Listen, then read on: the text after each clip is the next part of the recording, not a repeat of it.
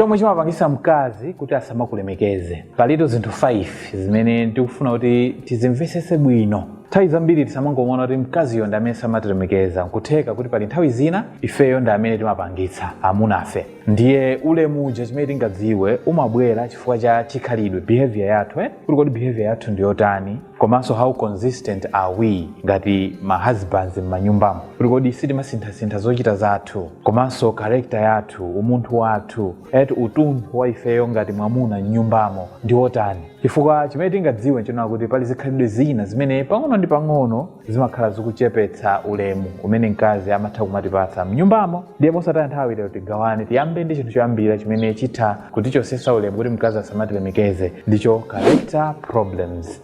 Zimenezi kwambiri zimakhuza timati personal integrity and self discipline, kuti kodi munthu wakewe discipline umazipasa yotani, komanso integrity yako ndi yotani. Ndiye mmenemo muli zinthu zitatu zimene ndizipange break kuti mina mungamvesesepo bwinobwino pamene papa kwambiri. Breaking promises. Ngati wewe uli mzibambo amene umaphwanya pangano, magwirizana kuti tipange izi, akazanga weekend iyi tipita kwa kuti, akazanga tikupanga zakuti, ndiye you end up easily kupanga break zinthu ngati zimene ziyazo osapangaso. Kesa tinagwirizana iweyo tazitayeni zimenezo, taziyiwaleni zimenezozo. Ndiye chimene tikuyenera tidziwe nchonena kuti ulemu umakula ngati mawu ndi ma actions anu zikutani zikupanga match, ngati zokamba zanu zochita zanu ndi zosiyana, pamenepa musayembekezere kuti mkazi azakupasani ulemu. Komanso ngati muli dishonesty, pala azibambo ena amene amakhala onama kwambiri, ena amanama even popanda chifukwa china chilichonse, pa nkhani za ndalama kunama, za nkhani za banja lawolo kunama, nkhani za iwowo even ainake mwini kunama.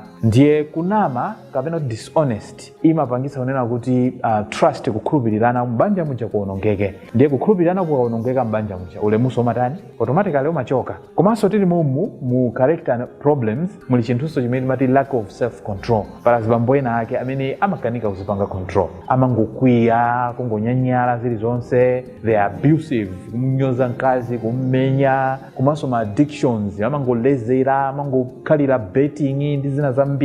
Zikhalidwe ngati zimene zimapangitsa kuti mkazi ulemu umene angathe kumatipasa azisiya pang'ono ndi pang'ono.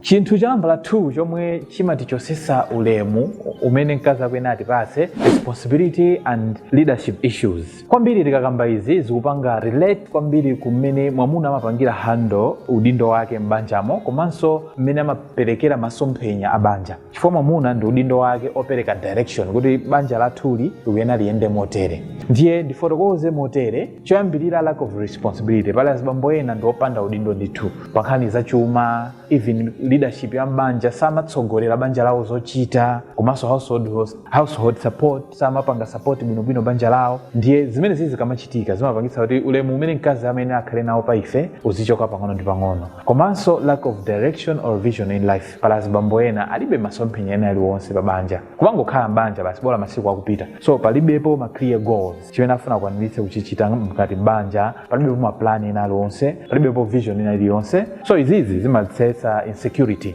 Mkazi azita kumakayikira mbanja muchoti ineyo muno motu nde I think mulibe mutsogolo muno. Komanso neglecting personal growth. Pala azibambo ena amene safuna iwo kuzikuza ine yake, amakhala nazinyalanyaza basi, safuna kupanga improve iwo, komanso safuna even kuonjezera maphunziro awo, even kuntchito kuti aoneke kuti munthu yakusuntha umunthu wake, character yake, umoyo wake wauzimu. So izi zimampangitsa mkazi uchatata azikuonani kuti amuna anga alichabe stagnant, sakufuna kukula, sakufuna kupanga grow. So ulemuso umayamba kuchepa pang'ono ndi pang'ono. Komanso chinthu namba 3 chimene chimapangitsa kuti ulemu uyambe kuchepa kapena kuchoka kuchokera kwa mkazi wathu ndicho communication problems. Mmene iniyo mmapangira interact ndi mkazi wanu, komanso iniyo mmene mmapangira resolve mavuto ena ma issues mbanja mwanumo, zimene zimapangitsa kuti mkazi akupaseni ulemu kapena sakupaseni ulemu.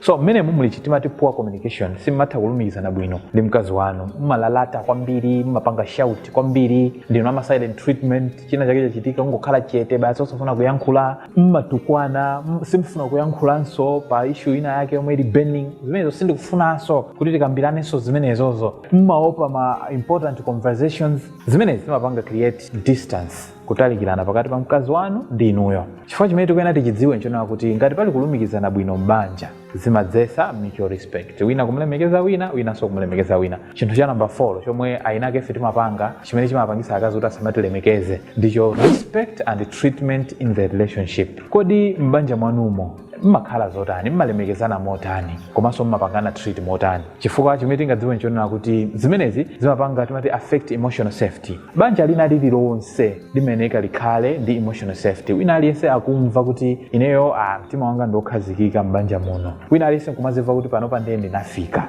Kumazimva ulemu within the marriage kuti m'banja mwathu muno ndiye timalemekezana. Zimenezi zimathandiza kuti banja lipite patsogolo. Komano ngati mwamuna akukhala woyambirira kusamulemekeza mkazi wake pagulu, kumutukwana, kumuchititsa manyazi, kumudelera pamaso pa anthu ena, whether ma friends ake, kaya ma neighbors, kaya otigwirira ntchito m'manyumbamu, kaya azibale even kwa azibale anu, ifo palazimuna ena amakanena zoyipa za mkazi wawo kwa azibale awo. So azibale awo ajaso mkazi samuona unyozeka. Sina ngamwapititsa zoyipazo ndi inuyo. So zimene zimadzesa onena kuti mkazi uja naye ayambe kukanika kubweza ulemu. Chinthu chomalizira chomwe chili cha number 5 ndicho weak boundaries and influence from others. Ulemu kwa mkazi umatha kutha ngati mwamuna akupanga ma boundaries ake sana ike malire abwino, komanso akulamulidwa kwambiri ndi anthu ena. Chifukwa izizi zikupanga relate kwambiri mmene mwamuna apangira protect marriage yake kuti banja lake iyeyo amaliteteza bwanji. So iweyo ngati uli easily controlled by friends or relatives kuti azibale ndi amene amakuza zochita, apongozi mkazi amene ali makolo ako ndi amene amakuza zochita koma mkazi wako sumamvera, zimenezi zimakupangitsa kunena kuti iweyo usamakhale mwamuna otha kupanga ziganizo zomwe pa chizungu timati independent decisions. So matha kupanga ziganizo kumachita kudalira anthu ena kuti achite kukuuza zochita. So mkazi wako amapanga question zimenezi kuti amuna anga tizonetsa ngati kuti samatha okha kupanga chiganizo. So zimapanga weekend confidence ya mkaziyo imene ali nayo pa mwamuna wake. And zikatero ndiye kuti